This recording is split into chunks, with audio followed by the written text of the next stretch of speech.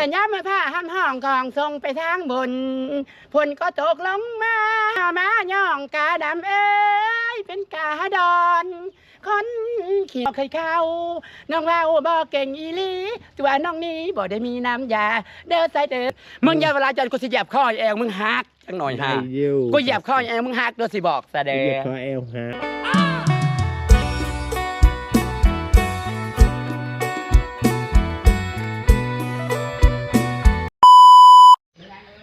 EP 2นะทุกคนยังอยู่หน้ามันนิลาคือ9เนาะทุกคนจังมาเพิ่นด่าเพิ่นมาแล้วก็เพิ่นอยากโซ่เพิ่นอยากไปเปลี่ยนสุดนะอีนนท์นะเพิ่นอยากมาปะนนท์มานั่งนี่หน้าเพิ่นก็กว้างหักจักเพิ่นเฮ็ดเองหรือบ่เฮ็ดเองมาถามเพิ่นเนาะทุกคนนี่ Hi everyone everything Singapore today tonight สาวนนท์เพิ่นก็บ่ได้แลดแบบนี้มาเลยอยู่เฮือนเก็บกดเด้เพราะว่าเป็นช่างเสริมสวยเด้มิแต่เก็บปนไทยหนึ่งที่เคี้ยวร้ายบ่ได้ยันเขาว่าไอ้ตีว่าเป็นจังได้ปะแล้วเลยแม่เลยไหมมาเบิ่งเนาะเพราะว่าเพิ่นสีมาพอดมันล้ำให้เบิ่งว่าเพิ่นก็เก็บกดนั่นแหละคือว่าเลยเนาะเก็บกดแล้วก็อยากโซ่อยากห้องอยากนั่นหลายอย่างแหละเพราะว่าน้องนนท์กันมันมาแบบมันเกินกูแล้วเขาสิมองกูบอแบบสิไปเดินพรมแดงต้นไปเดินพรมแดงอยู่มิลานเอ้าคือปอบเลยแบบนี้ฮะพูนใส่เกิบงามเซ็กซี่บูธนี่มาแต่ไซก็บูธนี่มาแต่ลอนดอนจ้าสุดนี่มาแต่ไซคือเซ็กซี่แท้นี่ใส่เลยอีมึงมาจากบ่มึงมาแต่ไซสุดคือเซ็กซี่แท้มงโกเลียหรือในแบบมงโกเลียมันนี่อย่ามงไกลหลายแม่วิสลีปนี่ไอ้โอ้ยแม่พี่จังอันนี้ฮะกระดิ่งงัวเด้อกระดิ่งงัวแบบว่ามึงมาอย่างมาหาเจ้าเลยบอกกับมาหาเจ้าเลยมาให้จะรับให้ฟังแม่นก็ได้เป็นกูเป็นหมอลำเนาะกูเป็นหมอลำอยู่วงหยังวงควันเผาอุดมศิลป์เด้อเพื่อเป็นพี่น้องทั้งหลายด้วยแม่มันนี่ล่ะควันมาทางพี่มึงมาทางพี่กูอยู่พี่มันจะงามเพราะว่าสงสารนางแม่มันแมนบอเนาะพอดหมอหลอกมาลำเจ๊ขาวก็จะเป็นแดนเซอร์สิไปไกลยังบอลเอ็กซ์มันจะแดนเซอร์แดนเซอร์เป็นวิธีมันใกล้แม่สิลำมาลำดอเรื่องต่อกรหลักมาลำเพลินลำตังหวายเพิ่นได้มดได้บอกเคยจบมัดทุกอย่างเฮ็ดจังใดก็คือว่าวอะไรมานิลาก็คือมานิลาอุตรทองกุศลแม่ว่ามึงมั่นใจบอกกับอีมินานอีนนท์อีขาวกับอีมานิลาผู้ใดหากแต่ว่ากูบ่อีขาวกับกูบ่เป็นเลข11เด้อแปลว่าไผเลข12เป็นเลข11อุ้ยแม่มานิลาสวยดูแม่สังกาลับมึงอย่าเอาได้ว่ามึงงามมึงแต่ว่าไปเซ็งผู้เดียวได้ที่1มึงหยุดโลดปากมึงกูยิบปากเนี่ยจังหน่อยสิบอกเด้อได้อยู่สิไปใส่อีกฮะบอกกูลีลากูนั่นเอาลีลาบอกหากินกูหามุมงามดิบ่ได้มันสิงามดิอะไรสบายเด้อพี่น้องทั้งหลายแม่มันอะไรมึงอีนนท์มันขนมงามกูเป็นนางงามมึงเตรียมเนี่ยมึงมาหาป้าอีนนท์อีข้าวนี่แปลมันเตรียมมาบ่หนบนี่มันมึงสอบใจมึงละเดือน1บ่กูว่าเสียลมงามๆเพิ่นมึงไปแท้เฮ็ดไวๆกูก็ต้องเฮ็ดไวกว่ามึงหล่นเลยได้อยู่แต่ละคนเมื่อยเด้เฮ้ยอย่ามาอะไรกูเสียลำลำก็ลำโอเคแม่ปัญญาก็สิมาลำเลี้ยงต่อก่อนโอเคโอ2ตา2ตาโอ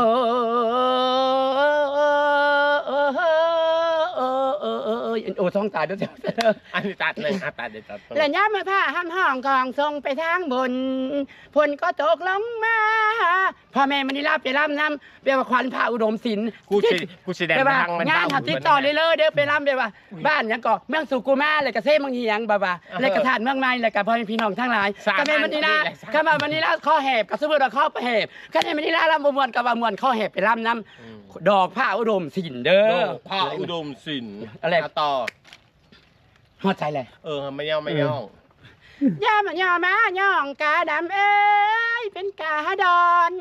คนขี่ลายคืออีเนาะอะไรมึงย่องมึงออกสิกูบอก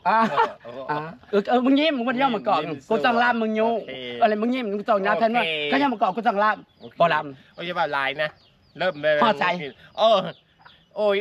ยเลยบ่ลำเพลินเดิมเด้อหยุกลำเพลินเด้อสิบอกสิออกมาโอ้ยยังเข้าประเด็นทุกสาวเขาซ่อนสมองซ่อนสมัยมันกูกระหุ่นดีใช่ไหมเราบอกลำเพลินมาซ่อนสมัยลำให้เพลินเพราะว่าพดอดว่า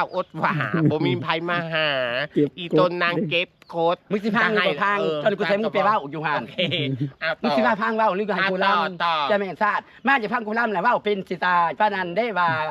เขี่ยมคม วันนี้วันศิลป์เลย เดือนวันศิลป์ ชีวิตจันทร์ข้าวแม่มันนี้ชีวิตจีนข้าวแม่มันนี้ล่ะป้ามีเส้นมีสาย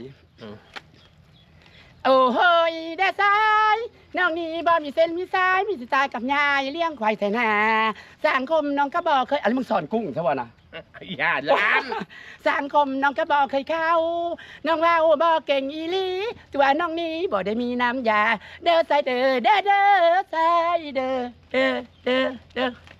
ไม่ รับกันร้อยบัดนี้ กับมันเล่ามะ มาเล่าเรื่อ เป็ ง นยังไงคู่มือ จักสิร่ำยังโคมือนี่บ่ได้ร้องบ่ได้ร่ำมันบ่ทันสมัยสมัยเพลงเก่าเพลงจริงวัยรุ่นเขาอยากห้า ฟัง เปรี้ยวปากเขาบ่ได้คุกขี้เขาอยากห้าร่ำสิร่ำเห็นหยังมีหัวมึงอย่างงอกกูร่ำ เป็น ก็ ยั ไม่ งไง ได้แล้วเปล่า เป็นยังไงชีวิตคู่มือนี่ กูยืนก็ได้บ่ว่ามึงนั่งแต่มึงเหมือนกูหุ่นดีกูบ่อยากนั่งเมื่อยก็จะกูบ่อยากนั่ง เพราะ กู ว่า หุ่น เมื่ ดี อยน้ำนางเป็นยังไงคู่มือนี่สุขภาพแข็งแรง ก็บ่ได้แข็งแห้งเฮาเฮ็ดคือแข็งแห้งเพราะว่าเฮาอยากเป็นวัยรุ่น มันจะเป็นวัยรุ่น กันเฒ่าล้างคนล้างกองเพิ่นได้สิมาหัวมึง บอกวงมวนเด้คุณนั่งทาง บ่แม่นยังจันก็ได้กูสิยืนหุ่นกูดีแล้วว่า ยืนไปเหอะ นั่งกับมึงเป็นผู้หญิงผู้หญิงมึงอยากแข่งหาขาเขาเสียผู้ชาย เป็นไง ผู้ชายสิเปิดที่หน้า หน้าเห็ดบ่ปีนี่ เฮ็ดหน้านี่ดิ อันนี้เห็ดบ่ให้ เห็ดหน้า ให้ไผมาคำน้อยบ่ บ่ได้จ้างเขาถ่ายนี่ได้ เออ จ้างผู้บ่าว เงินบ่ ก็บ่มีหักแต่เฮาว่าเฮาก็แบบว่า ไปยืมไผ เฮาก็บ่ยังบ่ได้ไปยืมว่าคันกูบ่ ขายข้าว คันกูบ่ได้เงินกูจะเอาข้าวให้เขาเฮาก็ต้องยืนหัวเลยเพราะว่าของแม่มันนี่ล่ะมันหัวใหญ่บ่เป็นหัวใหญ่เฮาก็เฮาเกิดก่อนเด็ก บ่ น้ มี อย ก็ไป เด้ ยืมไปติดหนี้เอา แม่นที่นี่เลย บ่ติดหนี้ร้ายก็บ่ไปหาเขา เฮาต้องรีอยู่ซะก่อนบัดหาเงินจังได้จังไปหาคืออีโน่นนี่ย่อมผมเฮาก็บ่ได้ไปหามันบ่ได้ เท่าไหร่ก็ขายยอมผม ก็แสนหาเลยแหละ เออ วันนี้มาปีนี่กระเทินมันมาทันนางทันเขาเลยก็ว่าปีหน้าได้ยังเอาต้องคอยเฝ้าน้ำเขาติดหนีเขาบ้านเฮาเมื่อไรก็โอ้เจเหม็นสาดกูมาให้กูว่ามึงดีขายกระเทย กันดีอะ กระเทยนี่เนี่ย ก็นึกไปนึกโง่แต่ให้เขากระทานอยู่แต่เขาไปต้นไหนดูสงสาร เอาอีนนท์ทามกูเห็นหน้าด้านมันก็ย่านกูเห็นหน้า คือ ด้า ส น มัยก่อนเด็กก็สิว่าให้ฟัง แม่ การจังเลยไปเอาเงินน้ำกูซื้อของซื้อข่าวเขามาขายข่าวแบบนี้กูก็จกให้ บัดมาเฮือน มาเฮือนเป็นราคาโตหักกันบัตรทีเบี้ยเขาบ่มีดิ มันบ่แม่นพันเสื้ออีขาว ติดนี่กูมีแหละ2-3 ล้านกีบ มา กูไม่ เฮื ได้ อน ว่าเถิง เขากับบ่มีสิ บ่ เบาก็บ่มีสิมาเอา ให้กูเว้านี่ก็มันกระสร้างเว้าเลยจะขึ้นว่าเอา เออ กูหันเว้าในมึงได้สิขึ้นกูคือ2มื้อพวกจังไปเว้ามึงก็เสียหัวอีกูเลยอย่าว่าได้ก็ว่ามึงเสียเพราะแฮง แล้วกูเสียเลยเสียย้อนมาคบกับนางนี่แหละคันบ่มาไผอีตน อีต้นกับพังกูสิเล่าให้กูเว้าแน่เพราะมันคือบัดนี้ฮะ เว้าต่อ บ้านนี่หันกระถอกกระเทยกวนเป็นกระเทยเถ่ากวนกระง่ามกว่ามึงมันเกิดตามหล้างมึงก็บ่ได้คือ เออ หัวมันก็ปอกหัวมันก็ลอก เออ ผมกูนี่กับผมกูนี่คำมันน้อยกูก็ยังขึ้น แล้วก็อย่าทิมอย่าพากัน เออ หนี่ซีนกับหันกับเรื่องของหนี่ซีน เออ มึงอย่ามาเว้าพื้นเรื่องหนี่ซีนหันกูดีใจ กูอาย เว้าเรื่องหนี่ซีนกูบ่ได้กูดีใจ กูอาย อีนั่นคือการเงินเท่านั้นมาเลี้ยงผู้ชายได้จ้างอันน่ะเขาอันนี้จ้างอันมักอร่อยอย่างเขาหันมึงอย่าให้กลัวนี่ก ว่า ระเทย เบิดโตนยังจ้างผู้ชาย เห็นบอกว่ามันกูเอากูคันเห็นบ่หันน่ะขยะเขาสิว่าได้บัด ว่าแต่ นี้ มัน เป็น ทำ การเป็นงานซะเอ้ยเป็นนี่ แม่นเลย อันเฮ็ดสิเฮ็ดนาเอง แม่ บ่จ้างเขาเฮ็ด ก็บ่แม่นจ้าง บ่อันนั้นกล้าเฮ็ดบ้านอยู่ไส จ้าง ว่ กล้า เข มือจังหวานบ่บัดเวลาเขาเป็นโรคกล้ารับจ้างเขาก็มากล้าเขาเรือเขาก็ต้องขอให้กู เอาเป็นการเป็นงานบ้านอยู่ไสกล้า เขาได้กล้าเขาปฏิบัติอยู่ตานะ เออ นักใช้นักหุ่นแล้วแล้ว 2-3 ตาได้ แม่ น้ำตาของจุเจ้าบ่ บ่แม่นแม่นห้องแม่บ่เกิน ผมเห็นเกิด บ่ได้เข้ามาเลี้ย เอา ง บัด กัน ทั้งลุ่มมันได้เฮ็ดอยู่บ่ กะเฮ็ดและปีนี้ ปีนี้บ่ได้เผาถ่านเลย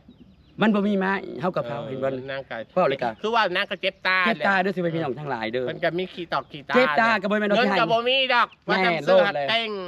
เรื่องเก่งนี่ที่หนึ่งบ่ได้เว้าถึงไผเว้าหยังมาก็บ่มีอันนั้นอันนี้บ่ได้ยอมก็คือมันนี่ล่ะ มันบ่มี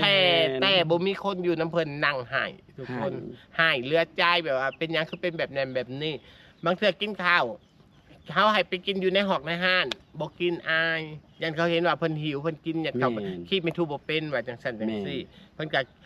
บัดสุดท้าย แต่ก่อนให้กวนนี่ อันนี้ยังใครแน่เด้อชีวิตเพิ่นก็คือเฮือนนี่นะคันบ่ได้มาแต่ก่อนน่ะก็ FC ซอยบริจาคเงินหยังให้เพิ่นน่ะก็ถึงได้เท่านี้แต่ก่อนทำตอนกลางคืนน่ะนะฝนตกนั่งก็จะสอบ นอนทั้งนาง นอนทั้งนางเพราะว่าหลังคาหัวเด้มันเป็นตูบนี่น้อยนี่ แม่นนั่งอยู่เด้ ตูบตัวคนล้างตัวนี้แหละนนนี่ แม่น เห็นปะ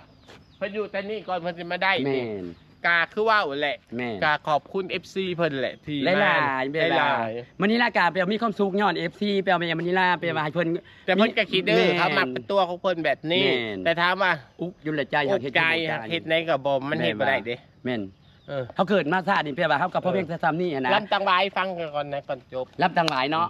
รับตังหลาย อะไรแค่มีบ่ บ่มี บ่มีกันต่อ เอาลำไป เล เลย เลย ลำไปโลด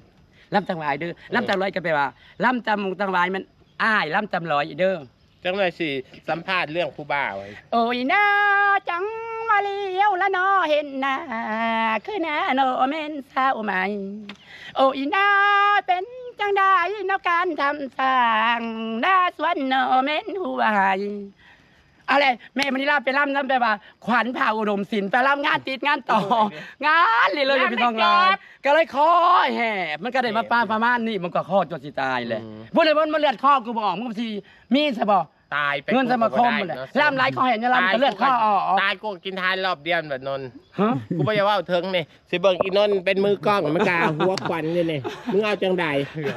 เพื่อไหลเว้าหลายหลายจะเขามาขี่โม่แทน บ่ได้ขี่โม่กูว่าหลายซื่อกูบ่ได้ขี่โม่กูว่าหลายซื่อกูบ่ได้มักผู้ชายแต่ว่ากูบ่ได้มักผู้ชายกูก็นอนผู้ชายซื่อ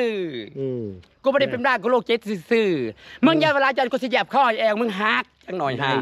กูเหยียบคอแอวมึงฮักเด้อสิบอกแสดง เหยียบคอแอลฮักหน้าเพิ่นกะกุ้งๆได้บ่แม่นหน้าจักว่าขายเมดแล้วเฮาก็บ่ฮู้เด้อ ไม่ขายตัว เดินขายเมดหักนางหมักมกเม็ดบ่มีก็ว่ามีคือบางเทื่อไปให้ยืมเงินกูนึกว่าเฮ็ดอีหยังไปซื้อของให้ผู้ชายกิน เกิดมาเพื่อผู้ชายที่อีกระเทย มันบ่แม่นทั้งบ่มีฟังก็ มัน เว้า บ่แม่น เว้าความจริงแน่อย่าแก้โตลา แต่ว่าย ความบ่ได้บุญที่เขาจะไหวคนพังแบบเขาก็เอาความดีนะแบบว่าชีวิตของมีแล้วบ่ว่าภัยบ่เลยมึงก็ฮู้จำลังเลยกูก็แบบว่าเฮ็ดคือฮู้บ่ได้ยินเฮาเฮ็ดหน้าน่ะมึงเลยก็แล้วออกไปเขาก็ว่าเฮาบ่ได้ว่าเลยสิเป็นหยัง เอาเป็นคนจังซี่ มันจะคนจังซี่ จัง เนาะ ซี่ อี นนท์ก็เป็นคนจังสั้น